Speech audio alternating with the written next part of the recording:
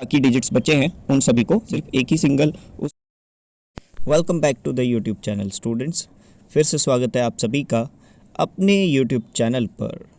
और जैसे कि आज हम लोग कर रहे हैं class 10th NCERT maths chapter number 1 real number में एग्जाम्पल नंबर 2 की ओर देखते हैं एग्जाम्पल नंबर 2 में हमें क्या बताया गया है। लिखा है find the LCM and HCF of 6 and 20 by prime factorization method. तो हमें एलसीएम और एचसीएफ निकालना है 6 और 20 का प्राइम फैक्टराइजेशन मेथड से। देखते हैं कैसे निकल सकता है। तो आपको प्राइम फैक्टराइजेशन मेथड आता ही होगा, कैसे निकालते हैं। तो 6 और 20 का अलग अलग हम लोग प्राइम फैक्टराइजेशन लेते हैं। तो 6 का प्राइम फैक्टराइजेशन लेते हैं तो ये आता है, तो ये है 6 एंड होता है, एक इवन नंबर है तो 2 इंटू 3 6 और 3 1 जा 3। तो ऐसे में 6 के फैक्टर 2 और 3 आ चुके हैं।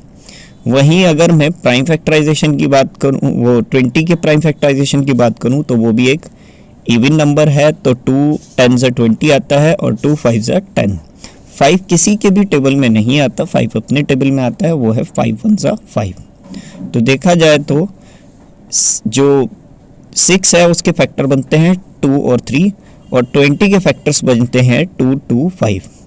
तो अब यहाँ HCF क्या आएगा, तो देखा जाए कॉमन लिया जाए तो सिर्फ 2 यहाँ पे कॉमन आ रहा है और 2 को हम लोग यहाँ पे प्राइम फैक्टराइजेशन कॉमन फैक्टर के तौर पे लिख लेंगे। वहीं अगर हम LCM की बात करें तो पहले तो हमें इसी तरीके से फैक्टर्स रखने हैं जैसे HCF में रखते हैं, देन उसके बाद हमें कॉमन लेना है। तो कॉमन यहाँ पर 2 आ गया। अब जो बाकी बचे हुए नंबर है, तो जैसे यहाँ पर 3 है और यहाँ पर 2 और यहाँ पर 5, अब बाकी सबको रख दीजिए और मल्टीप्लाई करना शुरू कीजिए। 2 3 जा 6 होता है और 5 2 जा 10 होता है और 6 इंटू 10 60। इस तरीके से आपका ये एग्जाम्पल भी पूरा हुआ। तो आई होप सो आप लोगों को क्लियर हो गया होगा LCM कैसे लेते हैं प्राइम फैक्टराइजेशन मेथड की ओर से। सिर्फ आपको करना क्या है, सबसे पहले तो कॉमन नंबर लेना है, तो कॉमन लिखना है आपको सिर्फ एक ही सिंगल। उसके बाद जितने भी बाकी डिजिट्स बचे हैं उन सभी को लिखना है और आपका आंसर आ जाएगा।